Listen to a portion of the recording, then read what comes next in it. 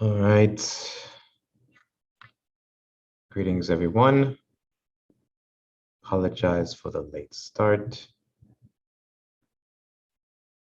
Actually, Nehemiah will be joining us a little bit later.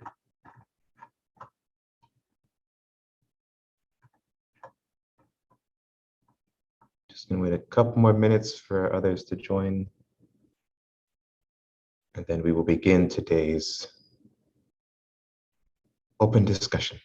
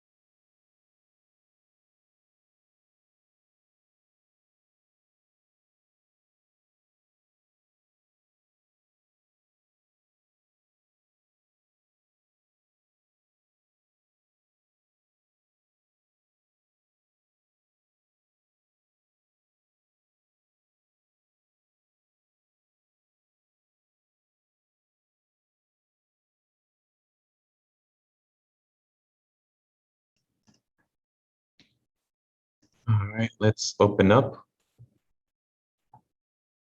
with the prayer for spiritual workers. And then we'll move into some diagrams. I also have a brief announcement before we finish up.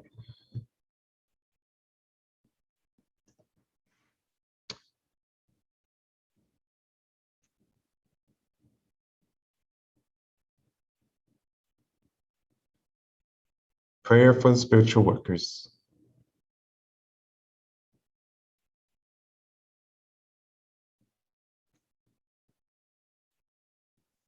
Almighty God, I bless all those who, because of their limitations, would smite me.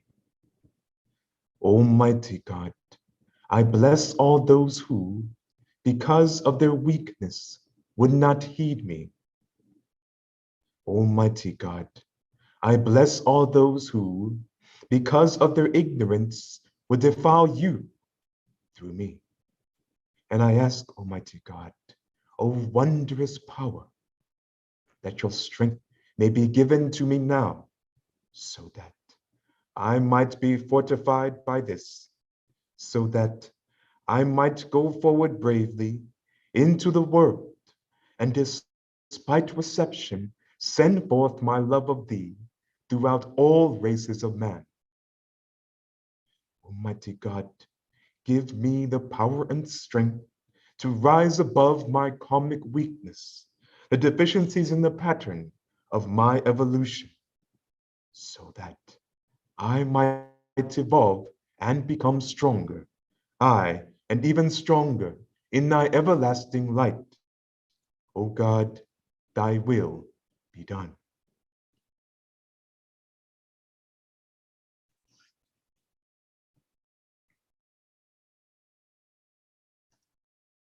All right, welcome everyone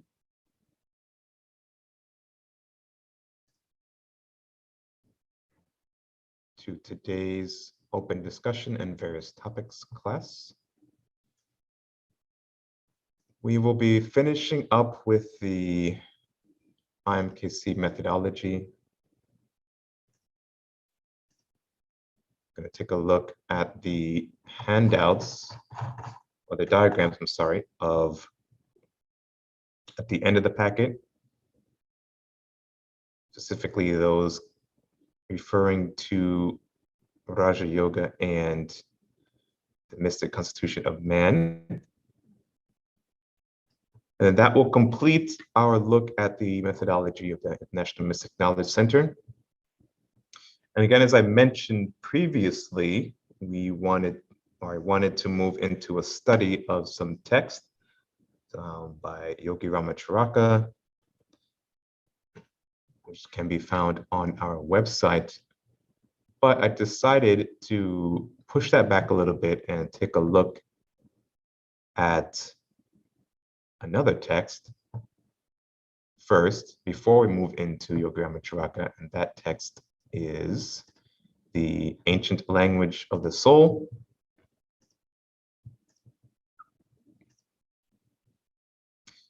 This is the book that Nehemiah Davis wrote. And I wanted to start not a new series, but a kind of a book study group, or like a book club, where we, every Friday, will read a chapter of a selected text. We'll highlight, take some bullet points, maybe write down some questions we have from that chapter. And then on Sunday, we'll come back, review those bullet points, and ask our questions to Nehemiah to hopefully get some deeper insight into the text we're studying. And I figure what better text to use to start off with than the one written by our own guru. And as the author is alive and here with us, we can ask him questions directly. So his first text is called The Ancient Language of the Soul. He's working on another book on prayer that will be published shortly. But this text is already released. And you can go to our website, mysticknowledge.org, And the link on the left-hand side called New Book Sale will take you to this page. And you can also, if you click on that Order Today link, it'll take you to Amazon.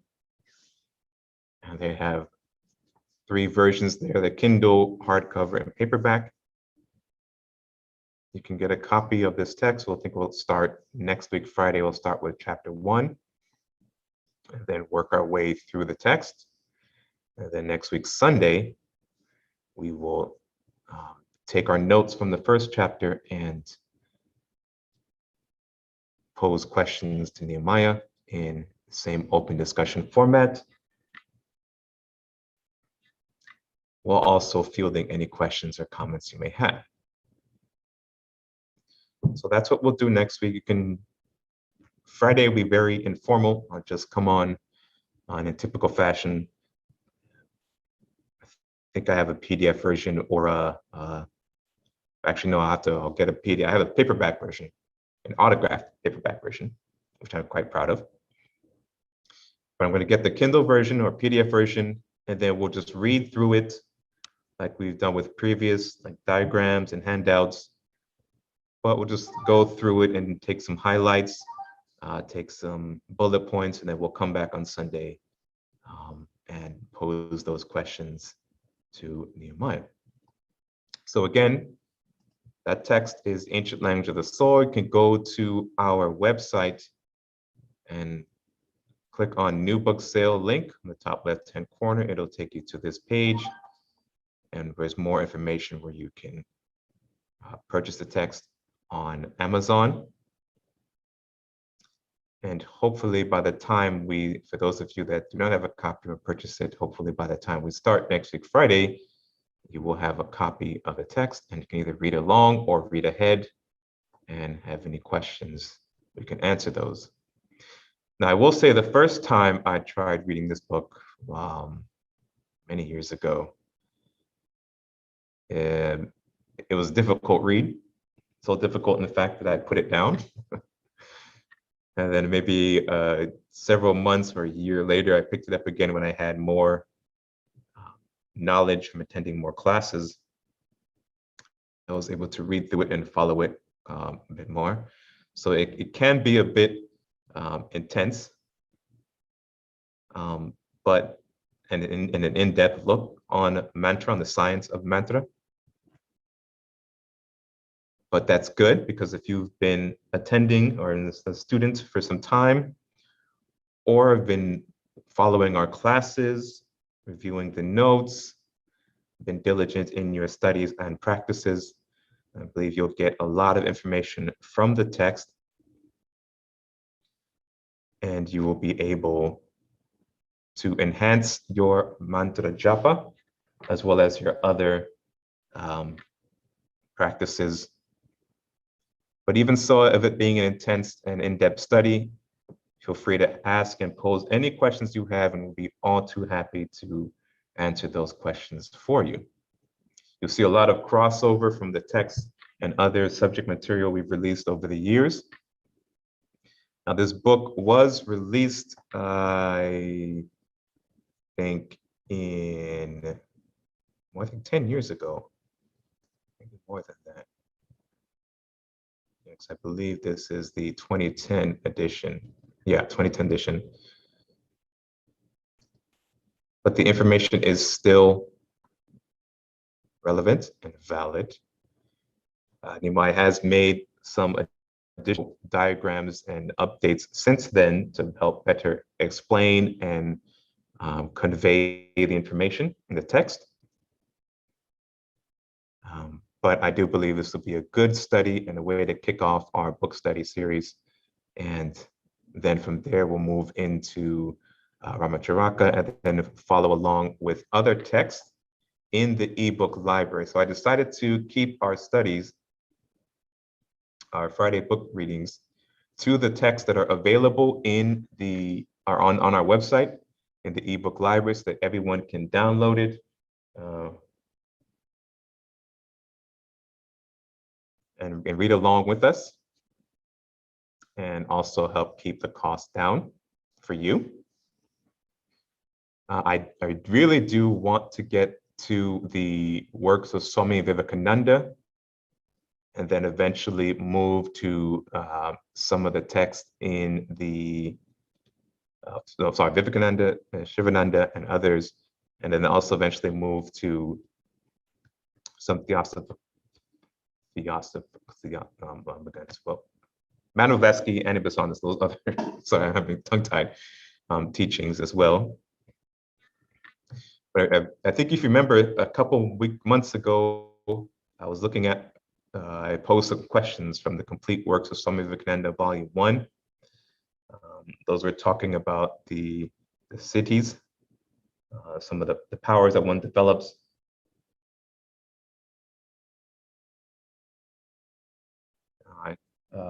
Jack, I see your question. I'm going to get to that in a second. Some of the questions on the cities that we develop as we're in experiences we have as we're moving through our yogic practice and developing our psychic senses. So eventually I do want to cover all the complete works of Swami Vivekananda. I have the text in hardback, but we have them here in PDF. So as we continue on through the Friday book studies, we'll carry those questions over into our Sunday open discussions, as well as continue the lectures, our lecture series. And then many have been asking about when we pick up back our lectures, as well as when we'll start meeting in person again at FIU or another location, which we will have soon as well.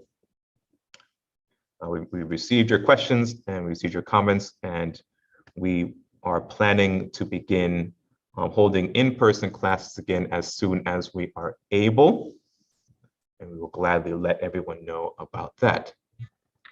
So once again, just to review, next week we'll begin our review of the ancient language of the soul. I'm thinking Friday evenings at either 7 or 8 p.m., which I know might be inconvenient for some of you who are in different time zones, but I'll try to work out a time that works best for everyone. I just choose Friday evening because that's when I get off, when I have not working, and I can set some time aside to come on for maybe an hour or so and read through a chapter. If not, I may even push it to a early Saturday morning, but we'll see what works best. But right now I'm looking at Friday, 7 p.m. Eastern Standard Time or 8 p.m. Eastern Standard Time, around there. We'll start with chapter 1 of Ancient Language of the Soul, and we'll progressively work through that text. So that's what's coming next.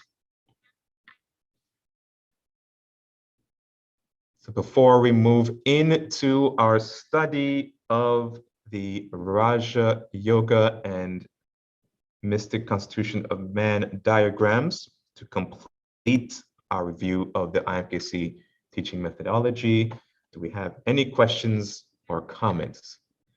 Please let me know if my audio is working properly, if you can hear me clearly. So I did have some issues setting it up this morning. I can hear you. Okay, great, thank you.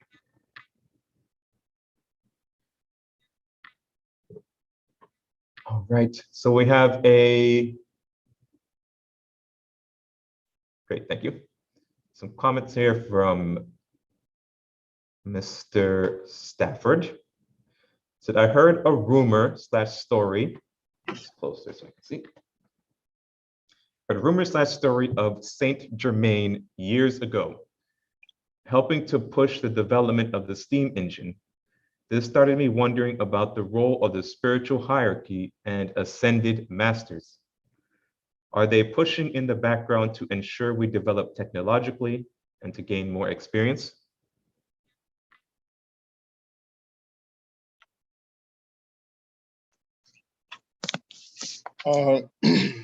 Yes, that seemed to be one of the things they do. They guide mankind and nudge us now and then. But they help to keep, their main thing is to help to keep the karmic balance of the world.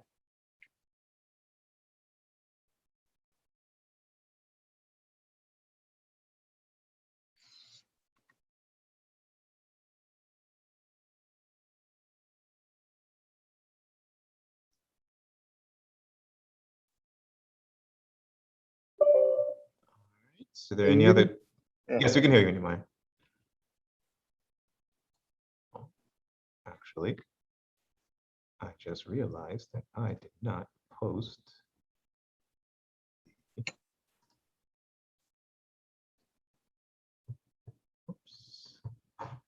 Hey, what's that? Let me do that now. Let me post it. Are there any questions or comments?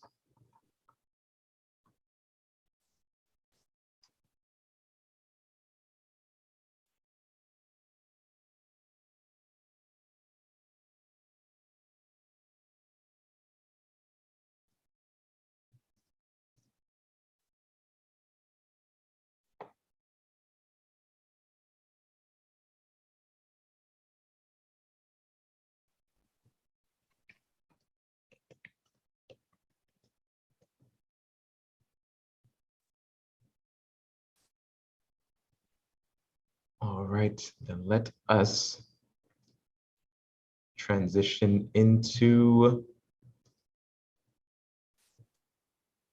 the final diagrams in our IMKC methodology text. We'll look at, I believe we looked at the 8 limbs last class.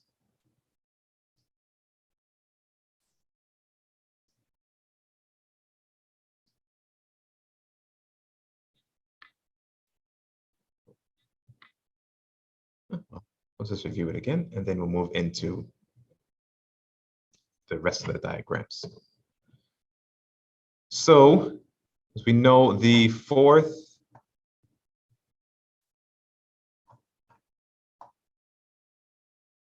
call it again, how do we call it? Pillar, I believe it was, or main body of study. Yeah, the 4th main area of study in the IMKC methodology is Raja Yoga. And Raja Yoga being composed of 8 limbs. You know, there's 4 limbs of yoga that correspond to the physical, moral, and purifying aspects. First of which being yama, restraint, the control and restraint from anger, malice, jealousy, lust, passion, greed, envy, and hatred. These bring about a virtuous and moral living, or the control and restraint of these negative traits bring about a virtuous and moral living, this type of control and restraint, which brings purity of mind. Then we have niyama, observance. It's observance of religious practices which cultivate the qualities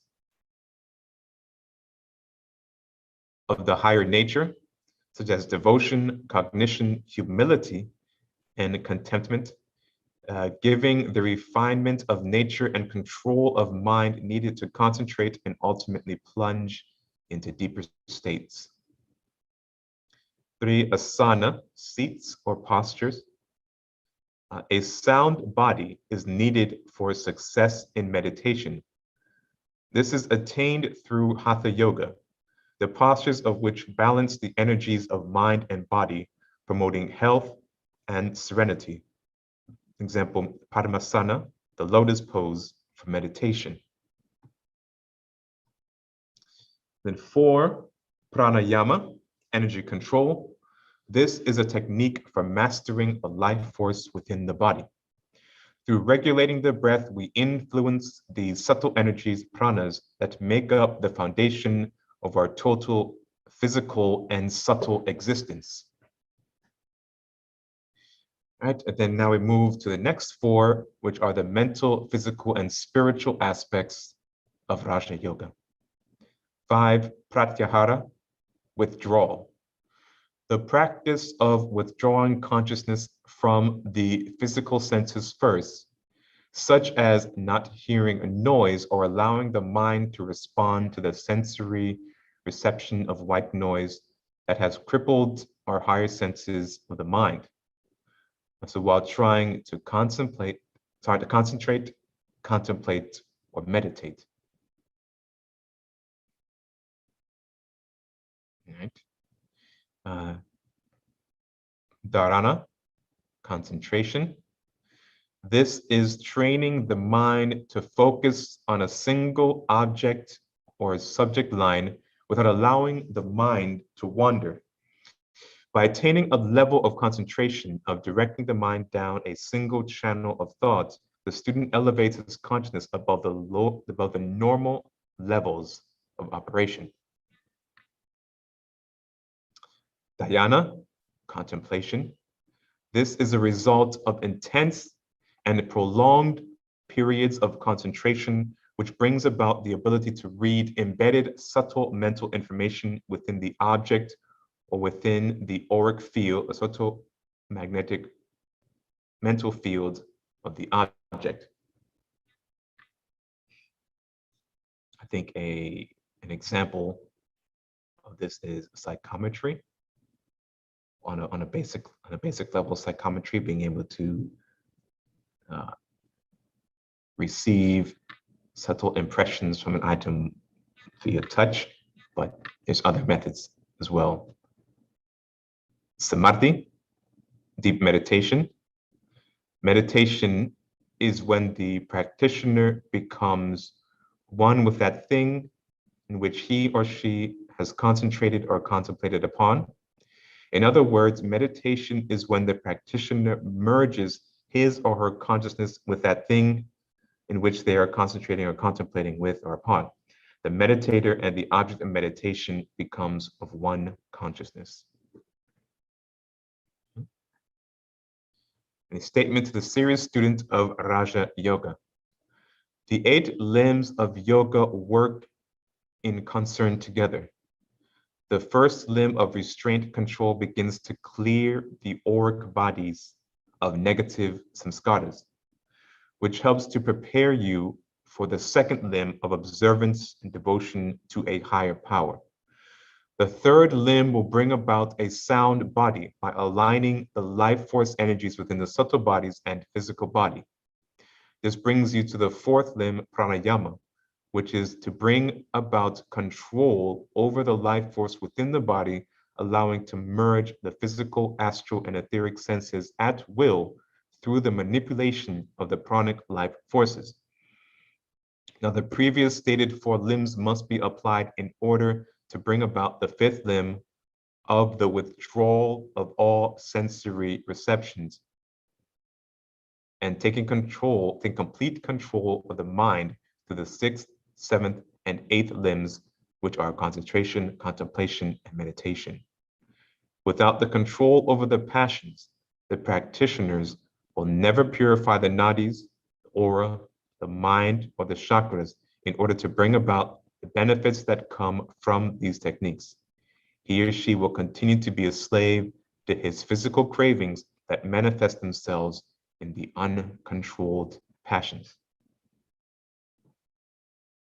All right. Do we have any questions about what we just looked at?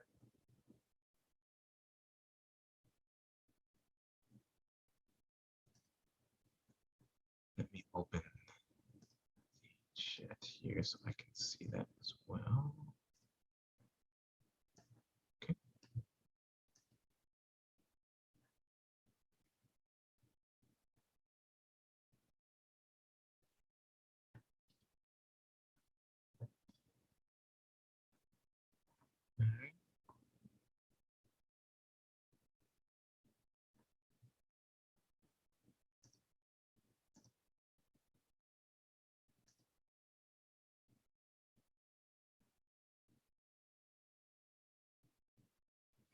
There's a question here, Nehemiah says, could you talk more about the white noise? When I sit in the silence, I hear it.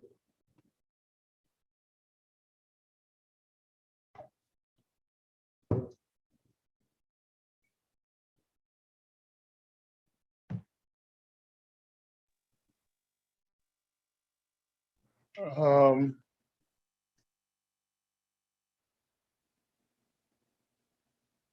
the white noise, it can be said to be many things,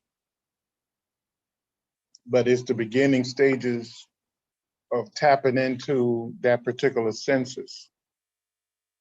And as you move forward with refining the astral and physical sense, then it becomes something that you instinctively know how to tune in and tune out of. So there's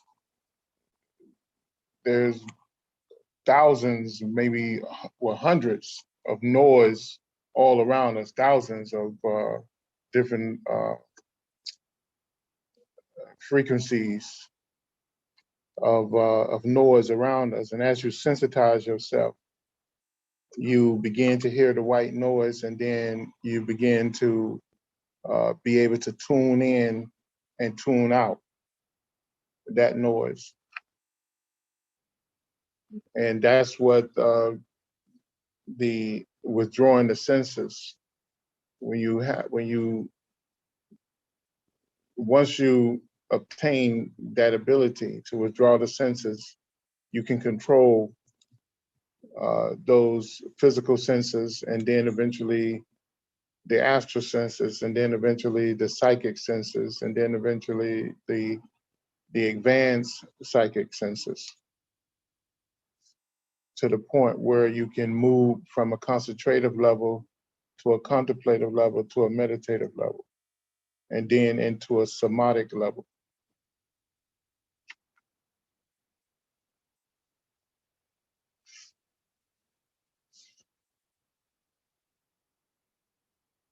I hope that answered the question.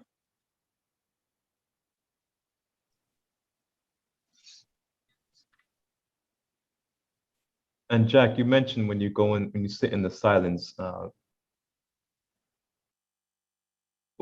you explain more of the technique you use when you go into the silence?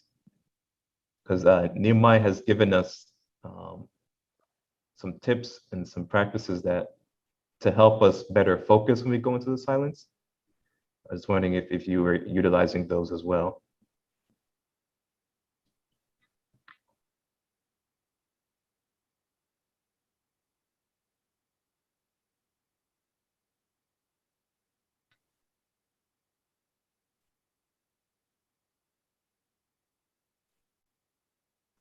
I don't really have a technique. Okay.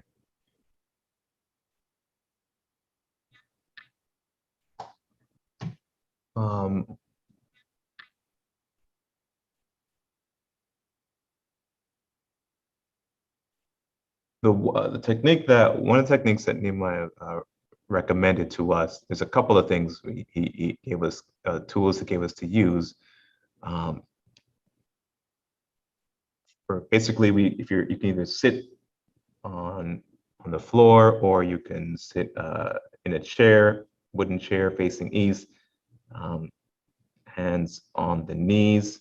There's a mudra where you make a closed fist, but with your thumb inside, with your four fingers wrapped around the thumb. Or you can just place your hand palms down on the knees, the fingers outstretched, your eyes closed, and you roll back the tongue and press it against the roof of the mouth to inhibit any movement. Basically, you want to stimulate a mental movement, psychomental movement. And one of the techniques he gave us was you can recite your name, your full name, mentally over and over and over and over again. Try and focus on that, and then allow yourself to receive information based upon that. Or you can also take a affirmation, and you can repeat that over and over again. Or you can take a line from the 12 blessings or some other text, sacred text, and recite that over and over again to just to help focus the mind. He's told us never to go into the silence with a blank mind or trying to blank the mind. It's a very negative thing to do. Don't do that. But always go into any practice you do with an intention, with a purpose, or with a goal in mind. So he told us you can use our name, you can use an affirmation or a line from a sacred text and try and focus on that. Or if you have a specific question, don't make it too complicated, like a simple question, and just pose it to the higher self, pose it to the silence, and then repeat it over and over and over again, ignoring strenuous thoughts, but just keep bringing your mind back gently to that question or that subject or that affirmation, or even just your name that you're repeating in the silence, and allow the information to come to you regarding that subject and that subject alone. There's also a technique that Dr. George King has given us, the reckless monkey mind technique, whereas you go into the silence and you try and focus the mind, and the mind will try to run like a reckless monkey onto many different thoughts and different paths and just try to distract you and difficult to focus. He said to allow the mind to run, let it tire itself out, and then gently bring it back to what it is that you're trying to focus upon. You may find yourself having to do this many, many, many times, like in my case, when you first start out, and you may find that you may sit there for 15, 20 minutes and only get less than a couple seconds worth of any concentration to note. But as you continue the practice over and over and over again, eventually the mind will continue to tire itself out and turn to you, the real you, for instruction and for guidance. And then you're able to direct the mind to be able to slowly develop this concentration to focus on the subject that you're trying to concentrate upon. Nehemiah has also given us other techniques where you can sit down with pen and paper or pencil and paper, and at the top of the page, write down a subject or an idea, and just as you go along, write down everything that comes to your mind related to that technique. Related to that subject matter, and just focus solely on that idea, that subject, and just keep writing and writing and writing more and more, whatever information comes to you as you are focusing on that subject matter or that idea. It can be a single word, it could be a sentence, it could be an affirmation, or a line from a text, or from the 12 blessings, or from the 9 freedoms. Just focus solely on that statement or that idea, and just allow yourself to pull these thoughts down, that subject matter alone, and write them down, kind of like brainstorming, but in a very concentrated way. There's a couple of techniques he's given us with, and Dr. King has given us as well. I purposely left out focusing on like mantras or the diagrams. I call yantras, I think they call it, because you can do that a little bit much later as you develop your concentration. But initially, I found those techniques to be very helpful. For me, you'll still hear the white noise, but it'll get less and less and less, and the promptings from your higher self will get louder and louder, if that makes sense. Is that right, Nehemiah?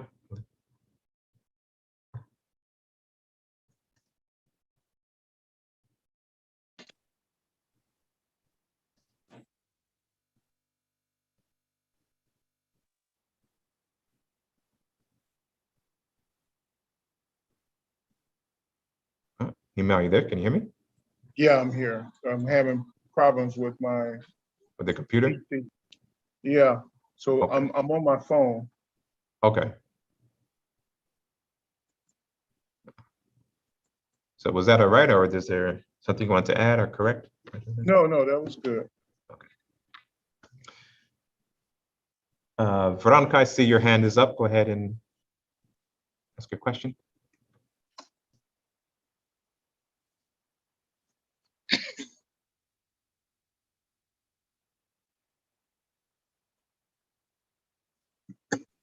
Yes, good morning or good afternoon. Good afternoon. My question is just somewhat when you're unfocused, the question is, where does your mind or where does someone's mind go when they're distracted? If it's about connecting to source or connecting to your higher self, and that's what you're attaining to achieve. What about the other times when someone is alert and functioning, but let's just say, like, if somebody runs a red light and you realize I just ran that red light, and you get back into being present, where does someone go in that in between?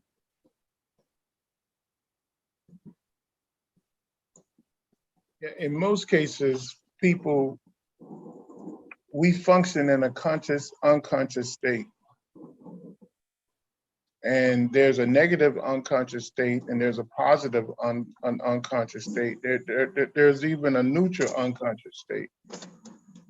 So a lot of times, if your mind is not that developed in these type of techniques, you can doze off in a semi-negative unconscious state where you can endanger yourself. So concentration and contemplation brings about an alert state of mind. Although you're focused on the item that you're focused on, you are also all your other senses become hypersensitive or connected to the super conscious part of yourself to a certain degree. So you would, in doing stuff, you would predetermine your actions. And in other words, I think Dr. George King said it best when he said the enlightened man would step out of a building and he would realize that a boulder or something has fallen off the building. He would immediately move out of the way without looking. The kind of unenlightened or instinctive type person, that's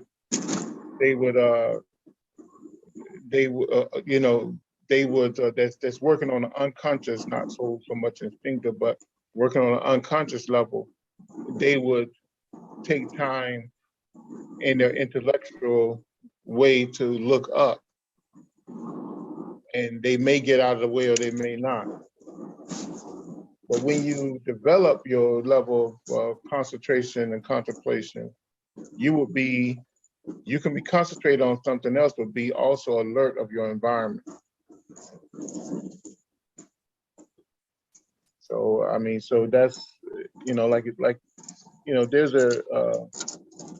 it's kind of complex, but there's a book that Swami Sivananda wrote called The Mystery of Mind, I think it's called. It's free online. And it goes into that, but it uses a lot of Sanskrit terminology.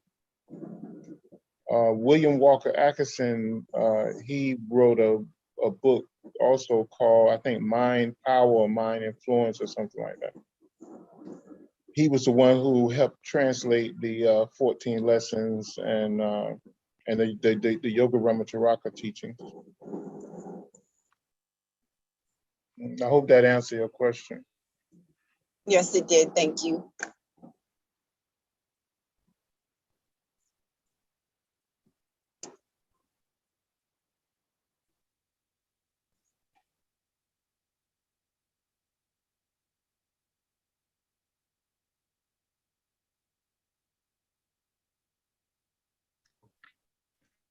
Do you have any other questions or comments?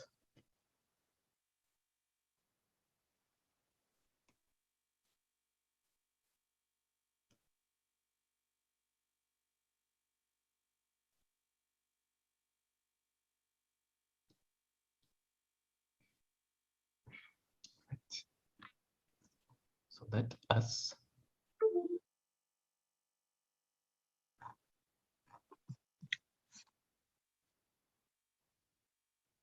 I wanted to make a statement about this statement, a statement to the serious student of Raja Yoga,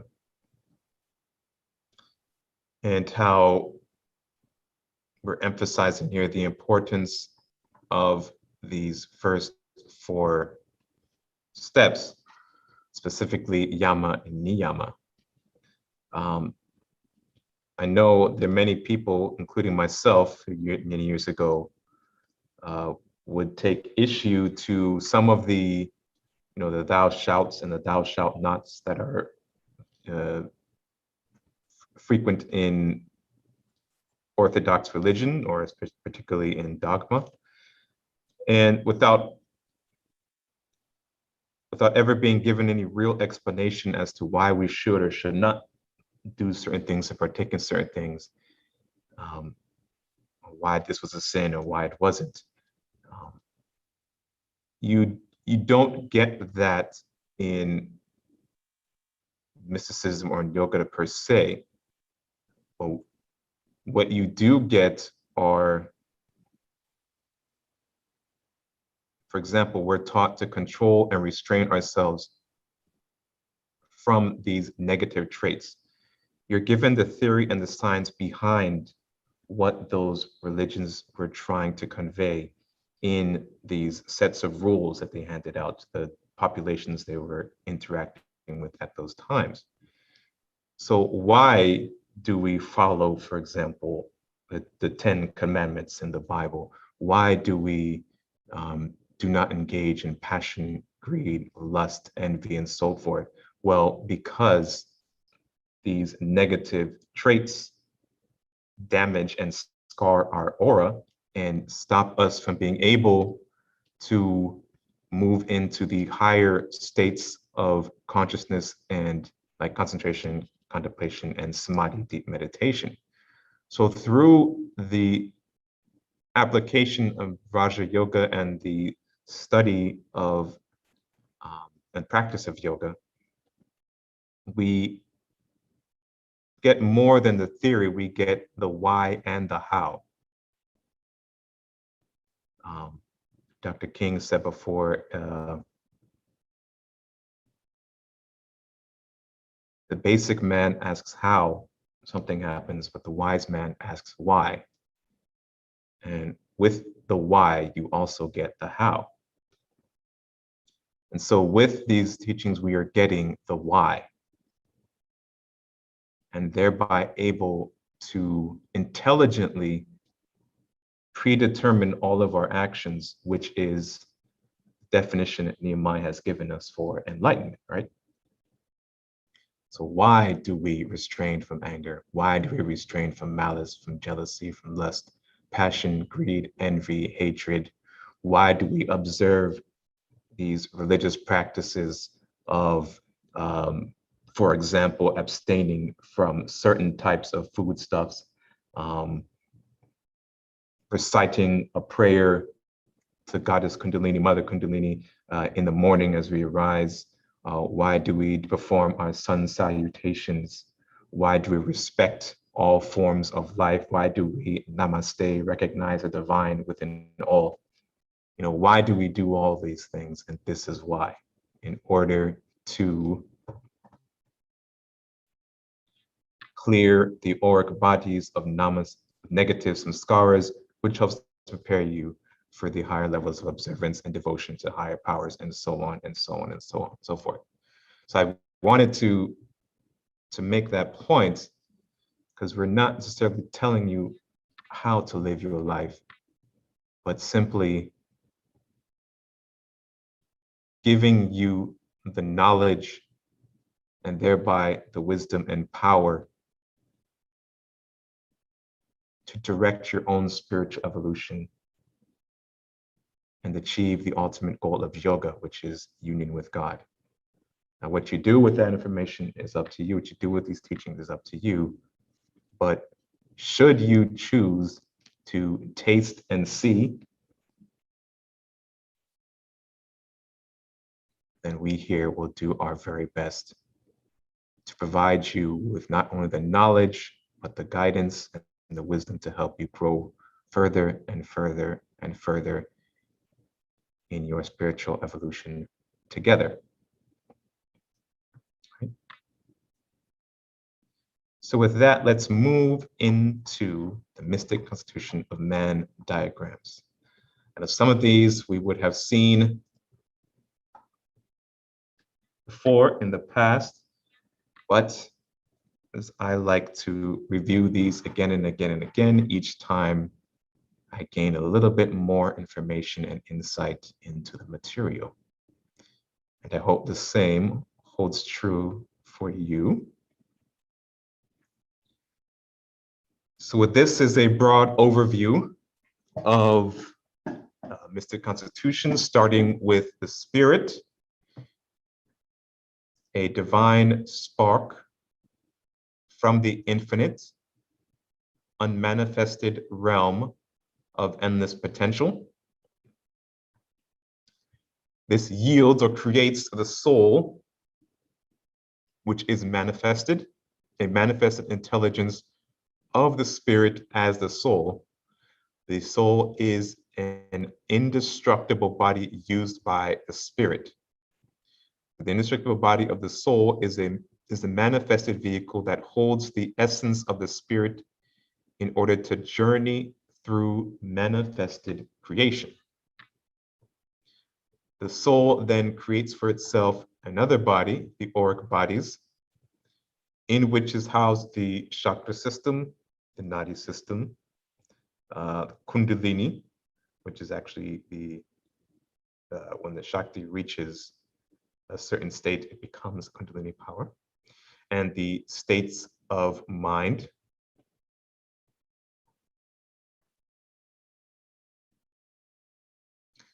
Then from there, we look at the mental bodies of the conscious mind, or the rajas gunas,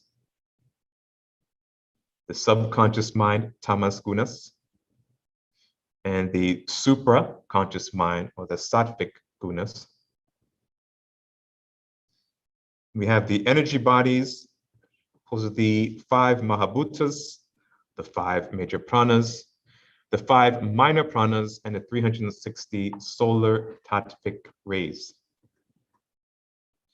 followed by the etheric bodies. Again, we have the rajagunas, which are the tattvic bodies of the heart chakra, and the sattvic bodies, the tattvic bodies of the throat and Christ chakras, respectively. And from there, we have the astral bodies, where here we have the introduction of the tamas gunas of the conscious mind. So the tattvic bodies are the base chakra, and the tattvic bodies are the sex chakra, where the tamas gunas are housed. And then the raja gunas, the tattvic bodies of the navel or solar plexus chakras. And then in the physical body, we have the sense organs, the tamas, rajas, and sattvic. And we have the conscious mind, the subconscious mind, the 10 physical and astral senses, the chakra and nadi systems, the 5 major minor pranas, and the physio-mental aura.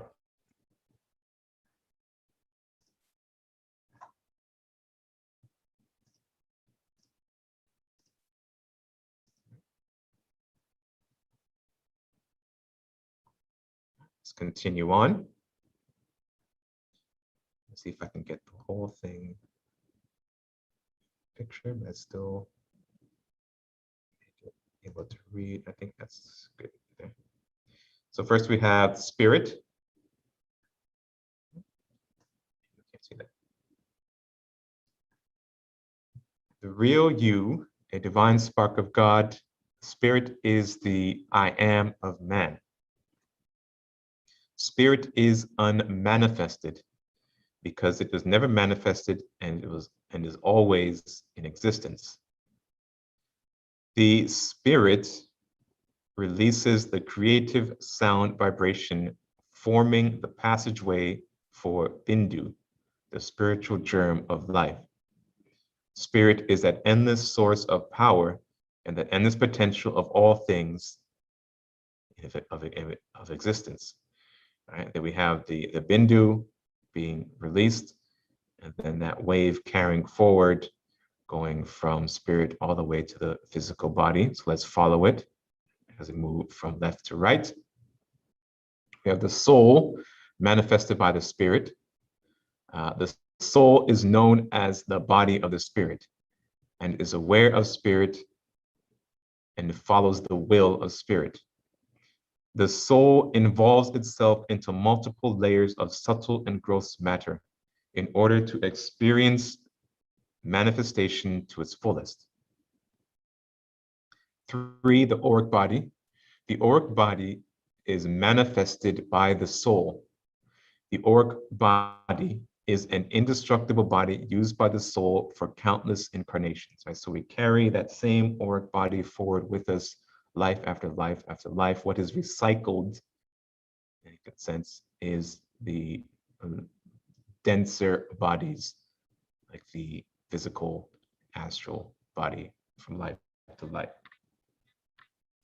For the chakra systems, the 108 chakras within the major, minor, and minute chakras.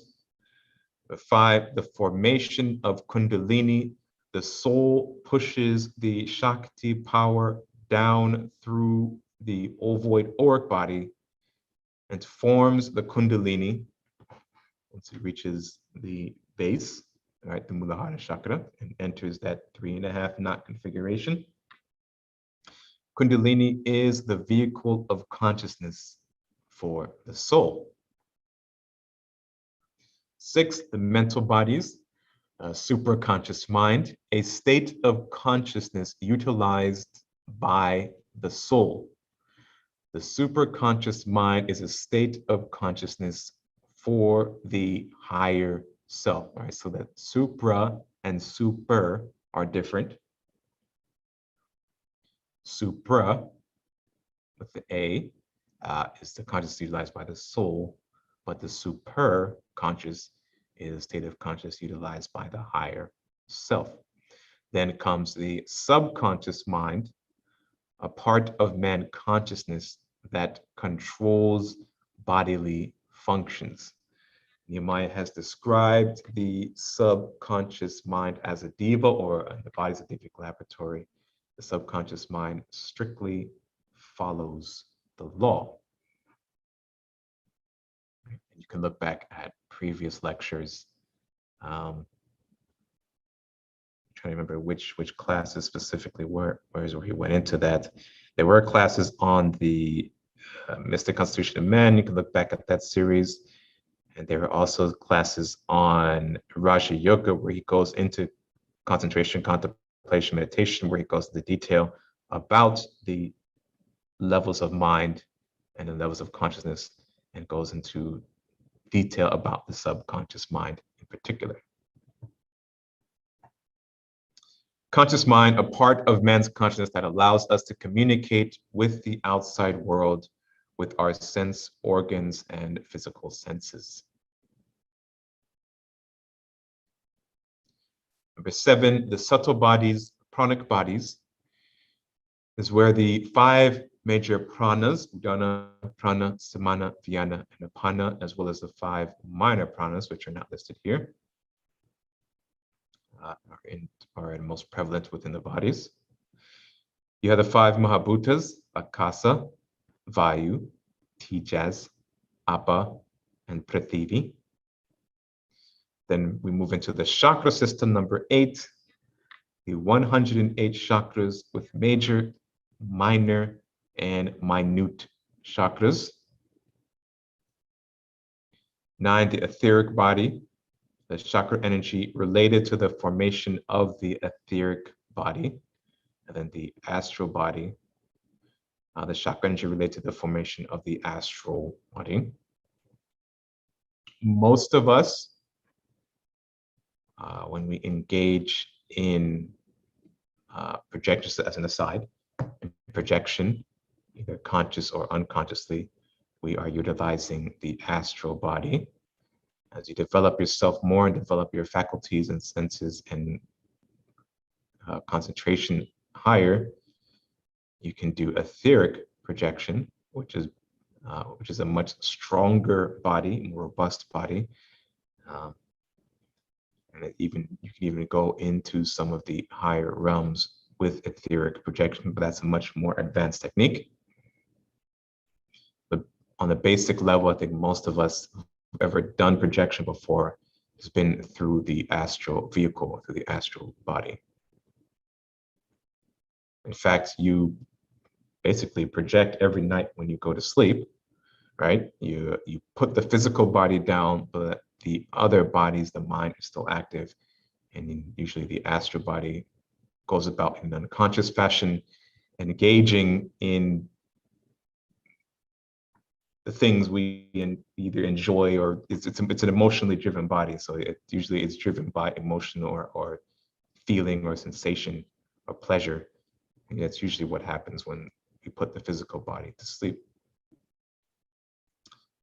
That's beyond today's discussion. And that's also covered in other classes too, where Nehemiah's gone in astral projection and specifically the bodies.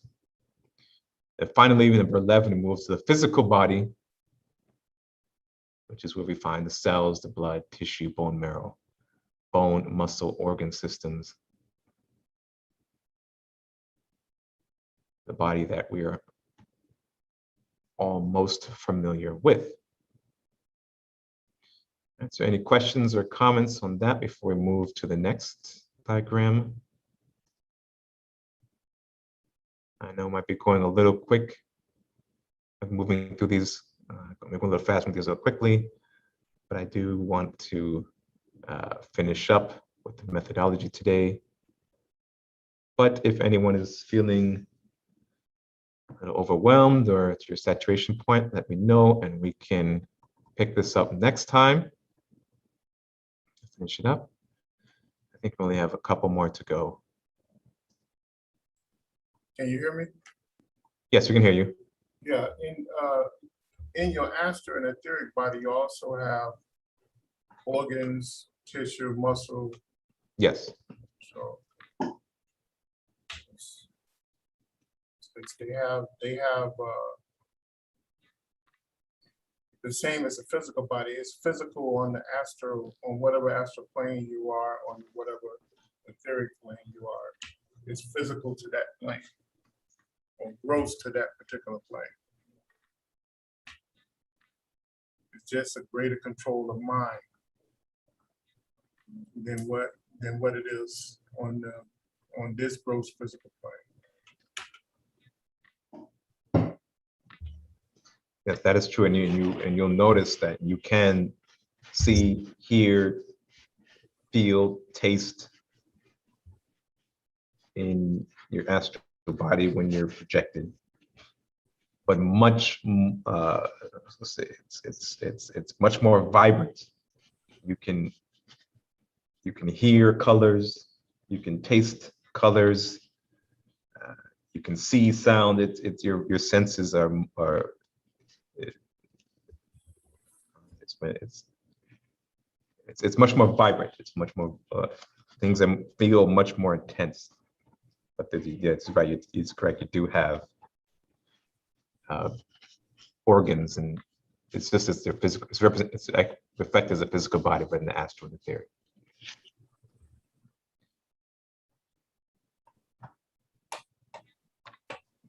So here, let's look at the chakra system flow of energies. Left, we have our mystic man. We have the aura and the 7 major centers, the crown, Christ, and the throat chakra belonging to the Luna Mahabindu group. At the Christ, you have the 62 topic rays, our 2 petal seed mantras. At the throat, we have the Udana flow of prana, 72 topic rays, and 16 petals seed mantras. At the heart chakra and the solar plexus chakra, we have the Sun Mahabindu. The heart, you have the prana flow with 54 topic rays and 12 petals seed mantras. At the solar plexus, we have the Samana pranic flow with 52 topic rays and 10 petals seed mantras. And then finally, we come to the sex chakra and the base of the spine chakra, composing the Earth Mahabindu group. And you have the Vyana flow at the sex chakra with 62 topic rays and 6 petals seed mantras.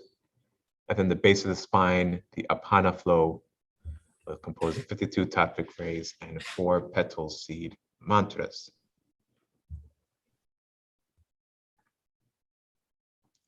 Now let's go a little bit deeper into that. On the left-hand side, you'll see a more in-depth diagram of our mystic man. The crown, Sahasrara chakra, Christ, Ajna chakra, throat, Vishuddha chakra, heart, Anahata chakra, solar plexus, Manipura chakra, sex center, Svadhisthana chakra, and the base of the spine, the Muladhara chakra. And then we have some layers of the aura and a light gray and dark gray shading. Light gray representing the upper 4 centers and the darker gray in the lower 3 centers. The lighter gray area represents the positive auric energies made up from the radiated vital and mental energy configuration from the 3 upper major chakras, meaning the Christ, throat, and heart. And the darker gray area represents the negative auric distortion as a result of the lower vital and mental configuration of energies from the 3 lower major chakras. So you have a question here. Can a repeated affirmation morph into a mantra?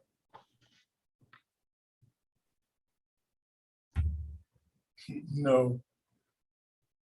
An affirmation is called a mantram, but it can't be a mantra.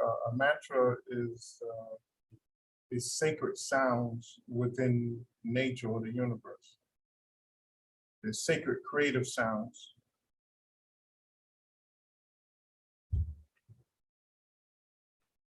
So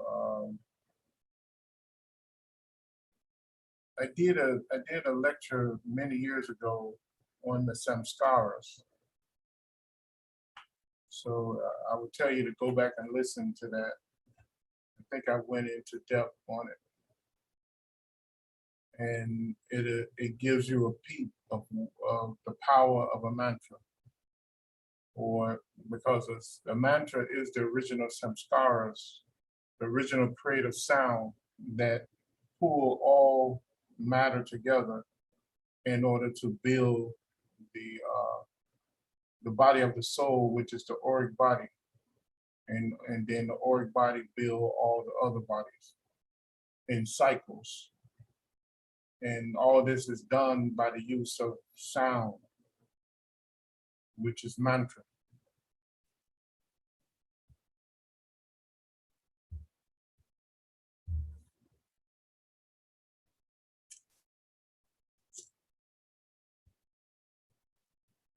So I hope that answered your question.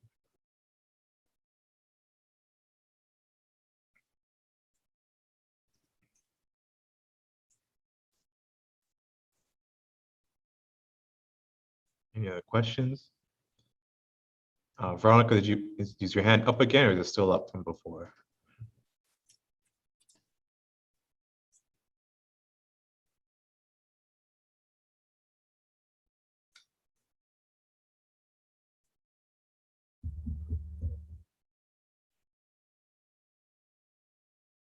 Okay.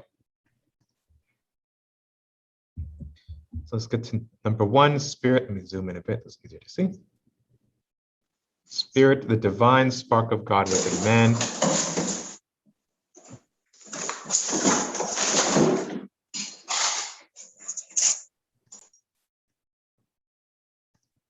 The endless potential of power for the soul, unmanifested as spirit, yet manifested through the soul as expressed power.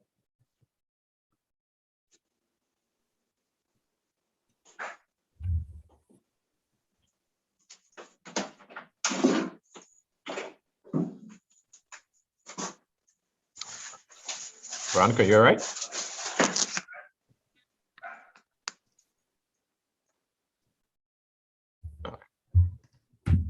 Soul, the manifested power of the spirit, the expressed intelligence of the higher self that's above consciousness. 3, Kundalini, a vehicle of consciousness for the soul. Kundalini is a configuration of Shakti power molded by the soul in order to express a portion of the soul's intelligence through a field of limited consciousness. 4, the nadis, matrices of traveling thin lines of subtle energy particles, creating thousands of geometrical configurations, producing 108 intersections that operates as points of consciousness. There are 3 types of nadis. 1, Sushumna nadi, which is a flow of negative and positive prana moving in one direction. 2, the Ida nadi, which is a negative flow of prana. And 3, the Pingala nadi, which is a positive flow of prana. 5, the chakras. This is a series of vortex centers used by the soul because it's aligned with the flow of pranas radiating from the cosmos through the sun, earth, and moon.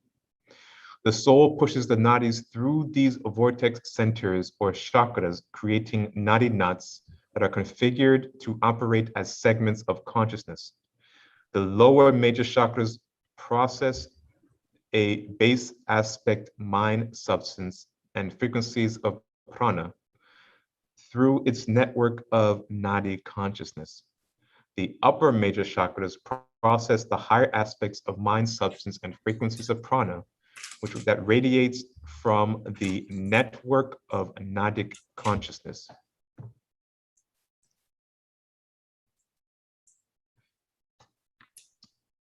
Okay, Lisa has a follow-up on her question regarding repeated affirmations morphing into mantra. She said, I knew you were going to say that. Maybe I should have asked if repeated affirmations hold any power, if you will. Yes, it does. What it does, it seeds the subconscious mind. And when it seeds the subconscious mind, the subconscious mind begins to act on it and empower the conscious mind, and it kills out some of the samskaras of the body the same way, the negative samskaras of the body, the same way mantra does. But there's a way to chant or to repeat a affirmation. if you're going to, one of the best ways to repeat it in order to have a particular effect on you is to do it several times a day, and make sure you do it just before you go to sleep or take a nap. And what happened, the subconscious mind, if you do whatever you're doing repeatedly before you go into a sleep state, the subconscious mind will repeat that for at least 2 to 3 hours, which helps to enforce that affirmation. So, but the affirmation, so whatever affirmation you do repeat, you need to make sure that it's a balanced affirmation, because the same way a mantra codes the aura to a level to release certain megabytes of energy, a well-balanced affirmation can do the same thing, not as quick and at the level that a mantra can, but it still can, especially for those familiar words to your subconscious and conscious mind in this present life.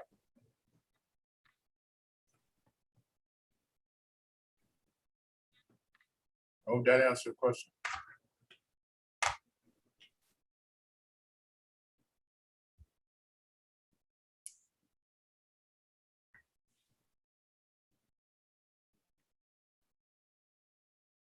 So Lisa, if you remember, I mentioned earlier when Nehemiah told us that the subconscious mind operates as a diva. If you understood that, then therein you'll see the power and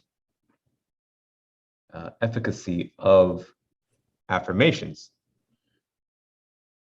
When you repeat a balanced affirmation to yourself over and over and over again, it feeds into the subconscious mind, and the subconscious mind takes that energy and works with it.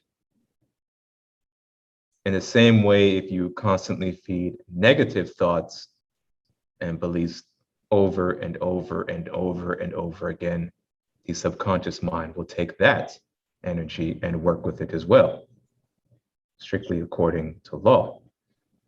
And so if you'd like some examples of balanced affirmations, there are several good ones given in Contact Your Higher Self Through Yoga.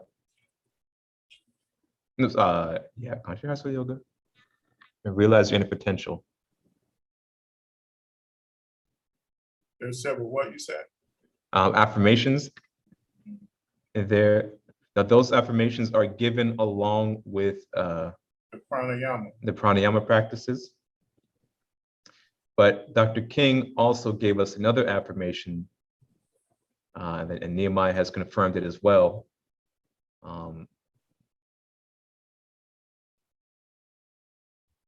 A lot of Raja Yoga techniques have affirmations with Yes.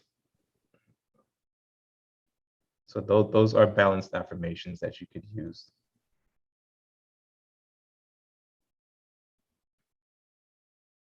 Mantra in the absence of that. She follows up with, it's always been my understanding that a guru must personally assign you a mantra. In the absence of that, I have gotten George King's mantra CD. When you get a mantra from Dr. George King, that is a master, not necessarily a guru. A guru is a teacher. Dr. King is a master of mantra and yoga. So if you purchase that initiation, or you buy a tape and he gives a mantra out, you have been initiated in that mantra by him. So that's one way to do it. Another way, if you do receive a mantra and it's not through an initiation, then Swami Sivananda tell us that repeat that mantra many, many times in order to equal the power of of an initiation from an adept or a master.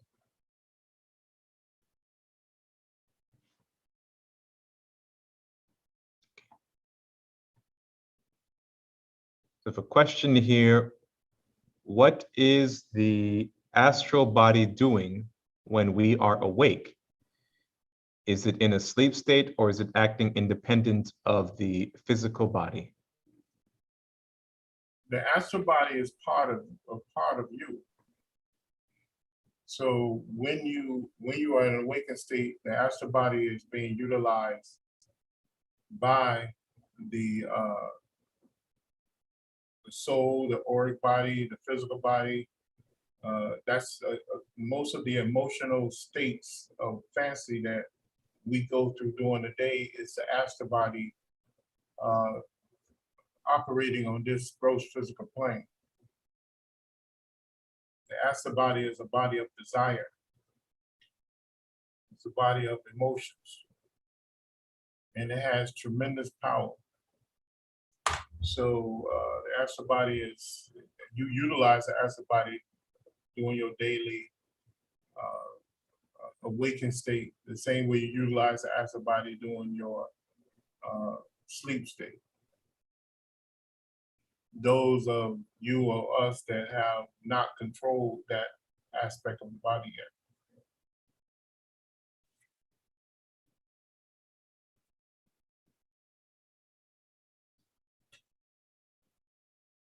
So the next question here. So are we a diva to the soul?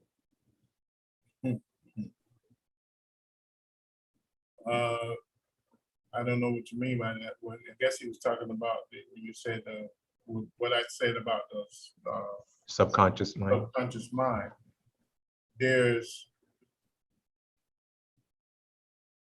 We utilize, according to ancient teachers, we utilize over 360 divas in order to stay in the present state of consciousness or manifestation that we're in right now.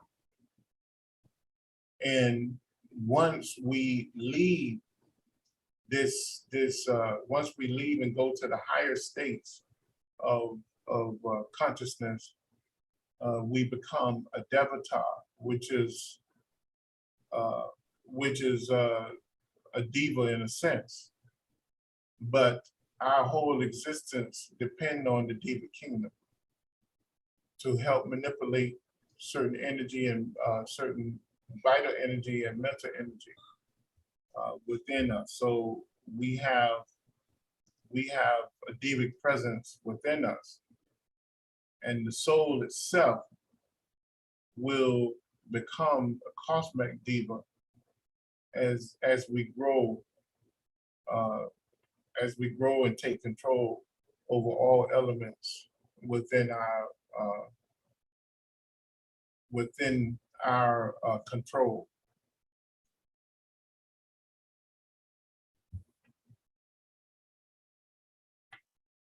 I hope that answered the question.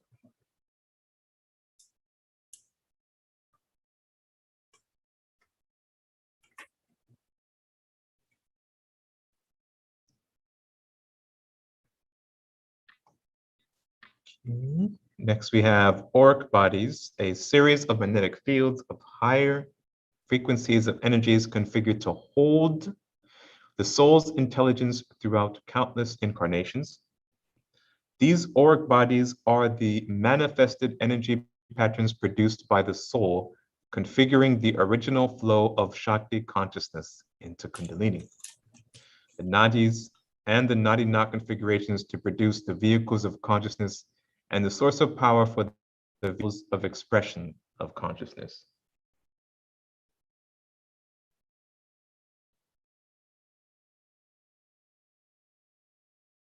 Mental bodies. This part of soul's vehicles of expression consists of the supraconscious mind, subconscious mind, supraconscious mind, subconscious mind, and conscious mind. Actually, I think that's super there. These are three major divisions of man's mind that operate as mental vehicles of expression for the consciousness. The etheric bodies. The etheric bodies are the subtle vehicles that the higher consciousness of man operates from. It is made from the mental and energy configuration of the upper chakras from the heart chakra upwards. Although the etheric body in a projected state can move through the entire realm below its of operation and the realms above as karma permits.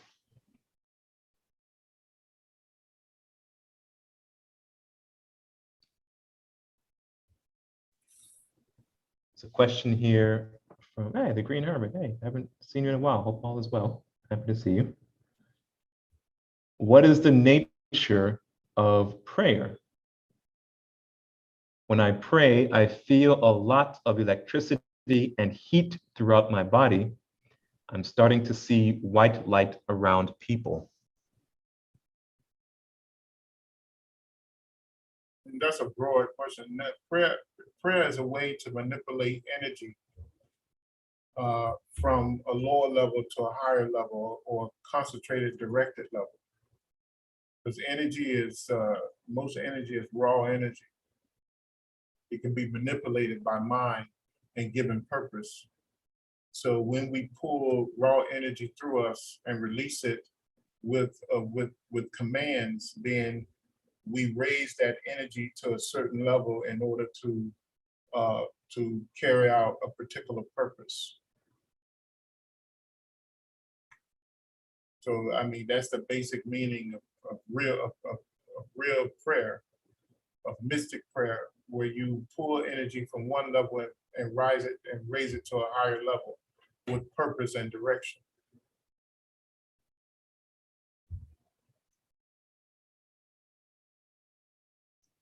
Dr. George King gave a good lecture on this. I'm trying to remember the name of it. It was in one of, I think it was one of his prayer power lectures in the 70s. He gave a powerful lecture on prayer power, on actually the device that he had created at the time to store prayer energy. And he went into prayer and gave a good. He also did one back in the 60s called Dynamic Prayer. They have a book on it now, but the lecture he gave is very, very powerful on dynamic prayer.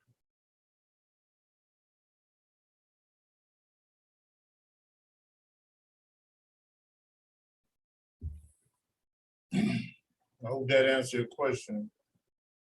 It says, and I see white light around animals and trees too. With prayer, if you constantly do prayer, you do it correctly, one of the first things you would do is begin to develop psychic vision, I think.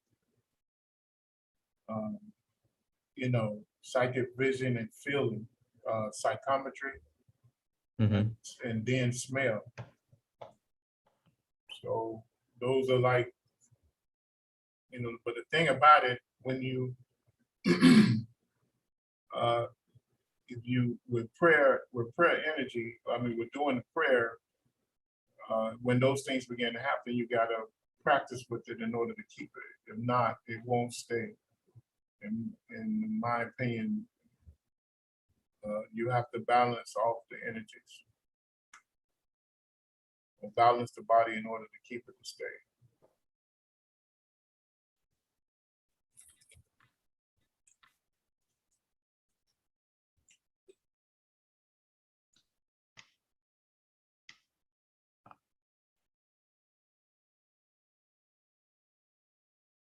All right.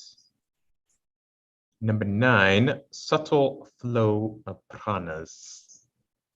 These pranas are the 5 major pranas that are radiated from the sun and are conditioned by the earth, moon, and planets of the solar system. They are also conditioned by the auric fields of man, which produce or express the 5 minor pranas that assist him in his gross and astral existence and gross physical existence expressions.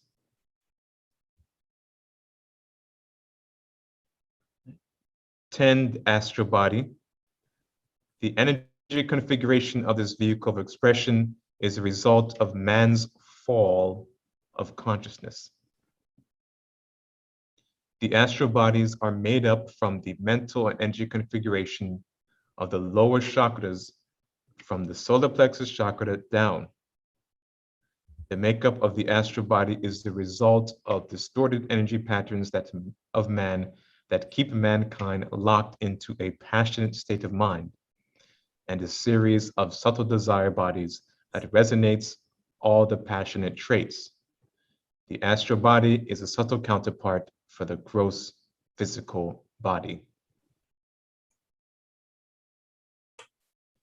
And finally, the physical body.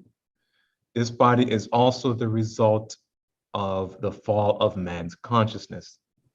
The psychic realm that we now, the physical realm that we now exist within has become the middle passage for the human race. The physical body is the gross aspect of all the above vehicles of consciousness and the vehicles of expression. Being that the physical realm is the gross aspect of all the above aspects, it has the greatest amount of concentrated karmic pressures in active manifestation. Therefore, it is the best realm and the best body to actually burn up negative karma and also create positive karma under these conditions. In other words, while in the gross physical incarnation, you can advance lifetimes in one life because of these concentrated karmic pressures which are wrapped in the physical body.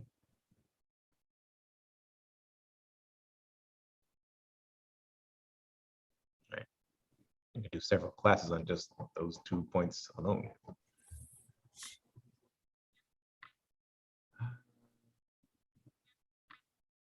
Let's see, how's everybody feeling? You can take a couple more handouts, or should we stop here for today?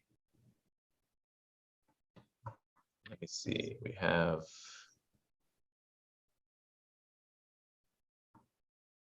more material, the same thing.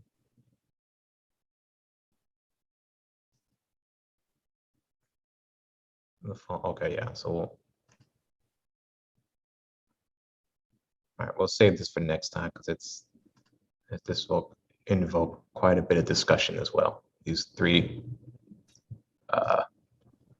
yeah, we'll save this for next time.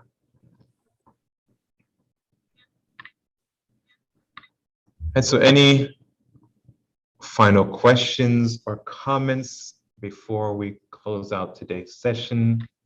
Again, I apologize for the late start. I think we covered quite a bit of ground today and had some good discussion going back and forth. So thank you for your questions, for your comments, and for your attendance.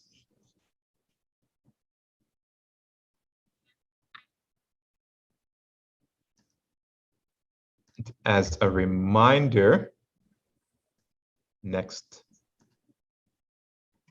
maybe not next week or the following week, we'll, as you know, we kind of play it by ear, but next we will be picking up a study of the Ancient Language of the Soul book, Mystic Knowledge of the Mantra, written by our teacher, that's Nehemiah Davis.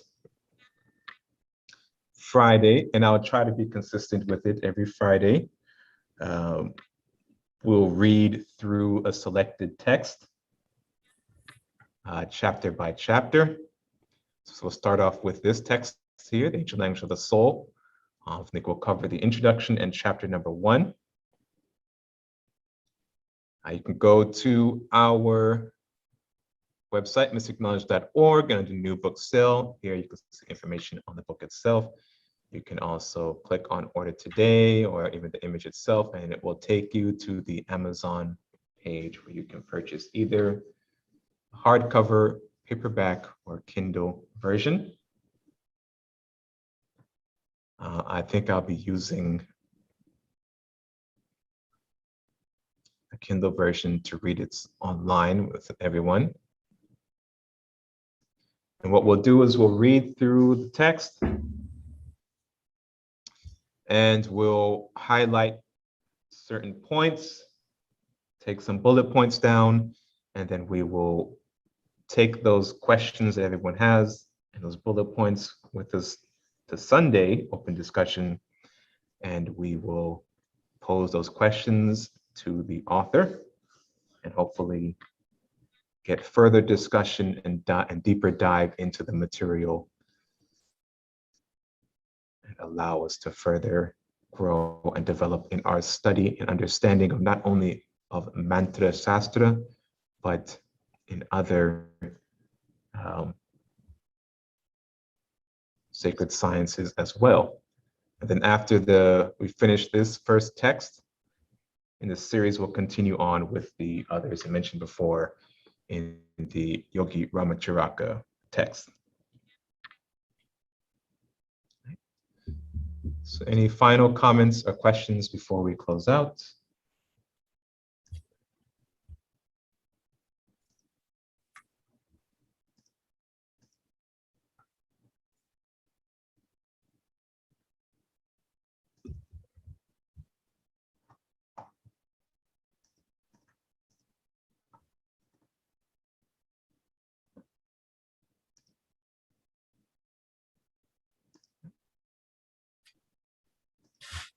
And let us close out today's open discussion with reciting of the New Lord's Prayer.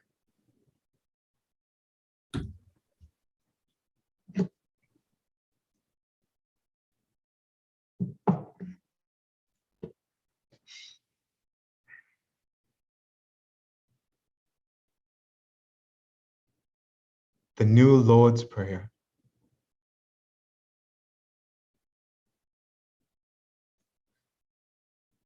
O divine and wondrous Spirit, O everlasting Lord of hosts, send forth now through me thy great and lasting power.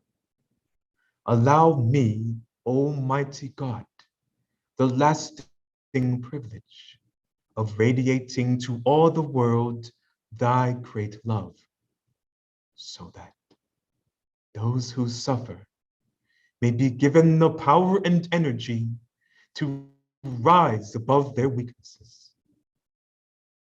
Almighty God, in great humility do I ask you to send forth your power to give to me this great lasting privilege of being a channel, so that my suffering brothers may be helped and guided and healed and lifted into thy light, so that they who know not may look up and in doing so receive for their higher selves your divine counsel.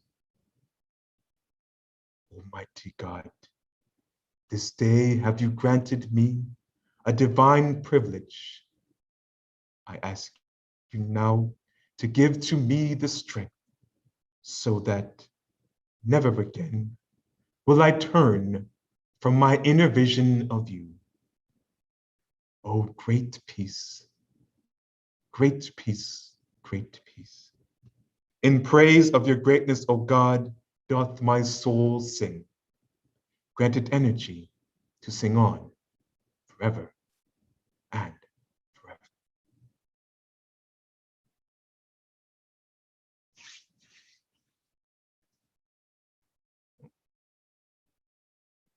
I think I messed up there, didn't I? Sorry about that.